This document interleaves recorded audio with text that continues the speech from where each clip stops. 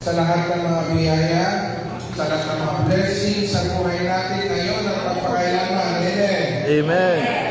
Of course, nais ko munang patiin yung mga kuya natin na nandito sa presidential table. Unahin natin ang inyong governor. Siya yung dahilan kung bakit nandito tayo ngayon.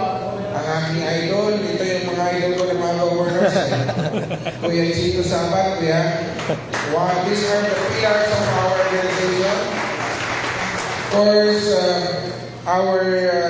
the charter governor of NCRCC, ang aking kuya Sherwin Vizcara. Yeah, good afternoon. And ayan din, nandun yata sa restroom, ang ating kuya, yung charter governor ng CLR 36, Kuya Gogo Jobert Lancero, parang po natin siya. And of course, our guest of honor speaker, the way to those later, Captain Catherine Dito. Kanina, hindi pa siya atin ngayon. Palakpakan natin siya dahil isa na sa membro ng Athena. Ang Athena Eagles Club. So ate, yun po yung pangalan ng club mo ha. May I request the club president, please come forward. Nasaan si ate? Ate Pres.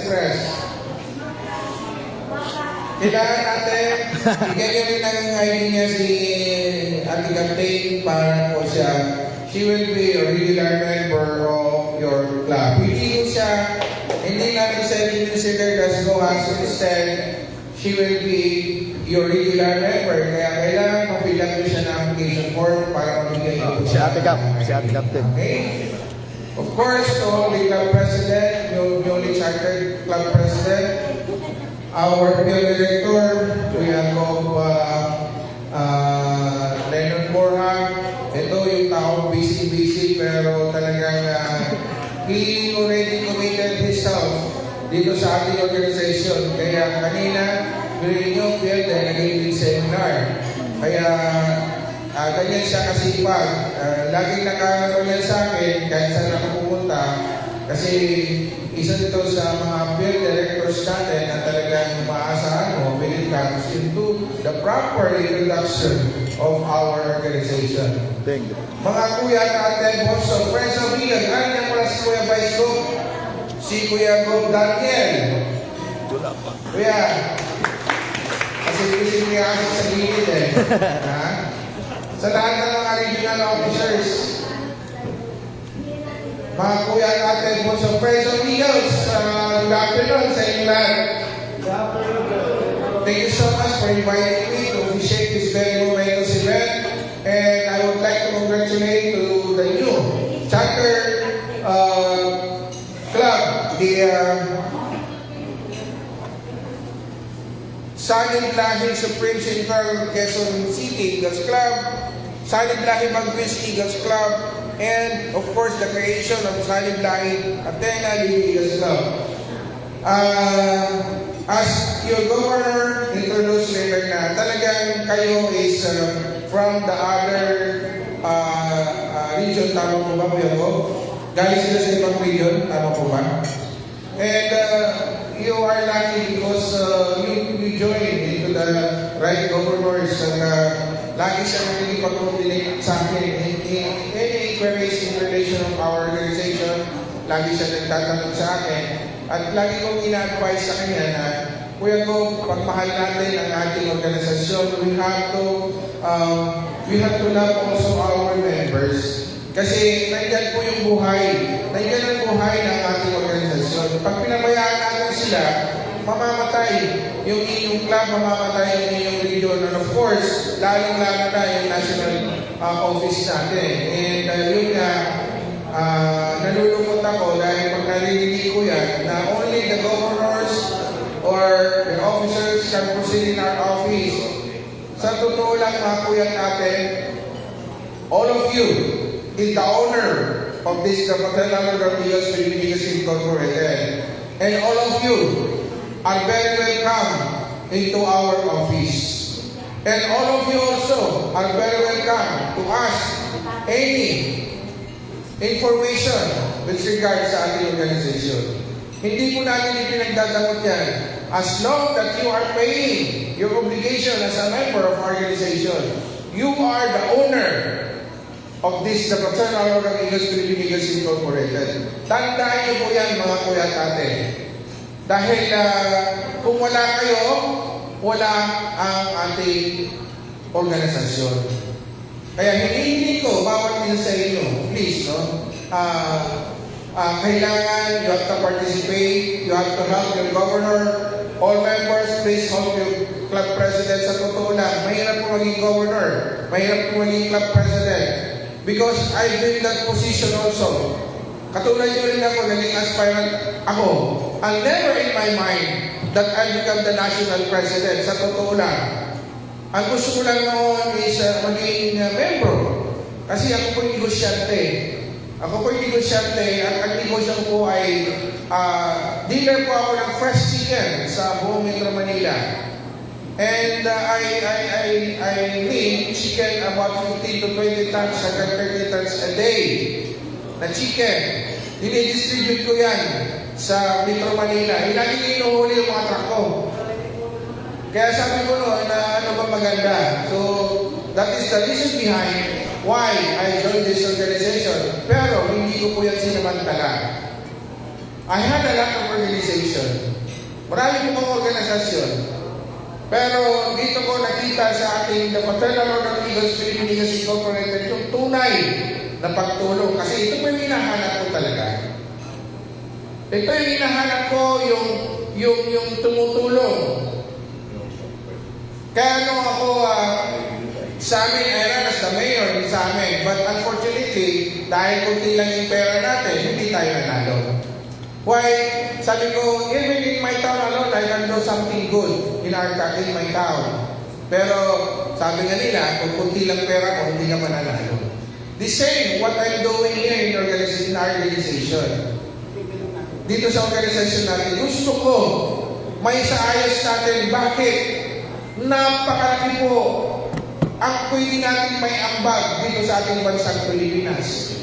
Nakita niyo na ngayon ang nangyayari sa bansa natin. Kami-kabila na, ako'y naiiyak minsan, nalulungkot.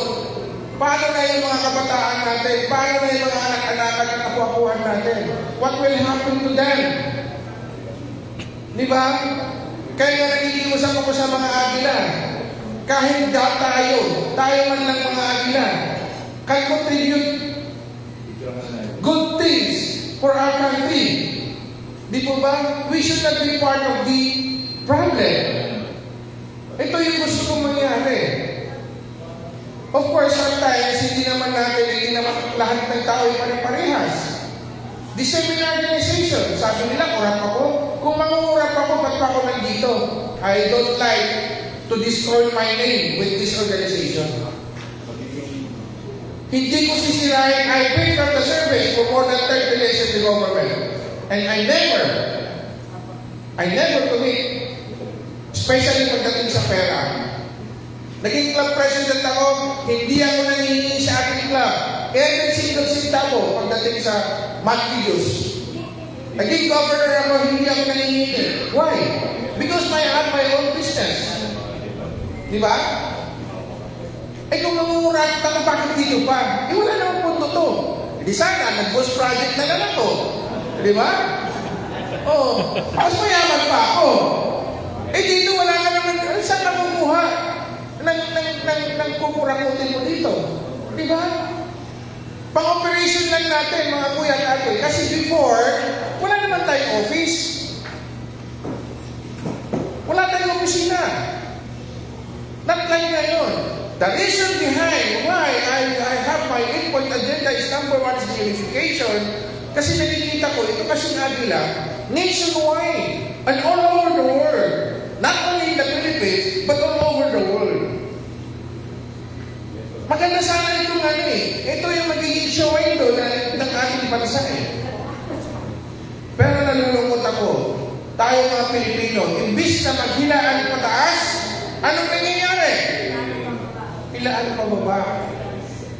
Ito yung hindi natin matanggal-tanggal. Alam niyo po nung college ako, Anong subject yan sa college? Ha? Sociology. Di ba? Di ba napag-aralan natin yan? Ano ang mga problema sa ating lipunan? Di ba? Number one, ingasugod. Di ba? Ang pinakamalungkot, yung crab mentality. Tayo nga di ba? Sa totoo lang, we the Filipino, sabi nga nila, nag-aaral tayo, sabi ng magulang natin, anak, mag-aaral ka para ano? Trabaho. Di ba? Para masayso sa tingin niyo, pag nag-aaral ka, nagtrabaho ka, asayso ka, mag-gustuhan ka muna natin. Di ba? In reality, kung gusto natin talaga kailangan walang yung mayaman na trabante. Remember that. Nag-uusap na kami ni Ate Captain kanina Sabi ko sa anak ko, dahil yung anak ko official din sa army, I've been also from the service. Pero sabi ko nga, mali talaga ang sahod ng And ito ang ugali ng Pilipino, yung comfort zone. Di ba? Pag kumikita ka na ng 100,000, parang okay na to. Hindi po. Di ba? Sa panahon ngayon. Kaya nga ako, dinidiscourage ko na ngayon yung mga minimum wage earner na maging amin na Bakit po? How much is the minimum wage right now? 690? 690? Province, magkano? 550? Tapos mag-agila ka. May dalawang anak. Di ba? Nangungupahan ka ng bahay. Tapos mag-agila ka. Mga kuya ko, please, I would like to appeal to the membership committee. What we need now is the quality members. Kailangan natin ng quality, not the quantity. Ang kailangan natin ngayon, quality. Why? Kasi itong mga iba, sabi nga, I'm not discriminating these people, but we will go on the reality. Di ba? Paano tayo tutulong? Sarili natin, di natin kaya tulungan. O sabihin na natin, kumita ka ng 1,000. Kasya ba yun? Di ba? You earn 30,000 a month? May dalawang anak, nag-aaral? Pamasahin mo pupunta sa trabaho mo. Di po ba? Kaya pakiusap ko sa mga membership committee, mga kuya ko, ate ko, please.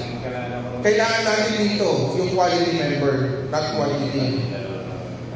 Sa totoo lang, sa mga organisasyon na sinasalihan ko, sino bang Rotarians dito? Mayroon ba?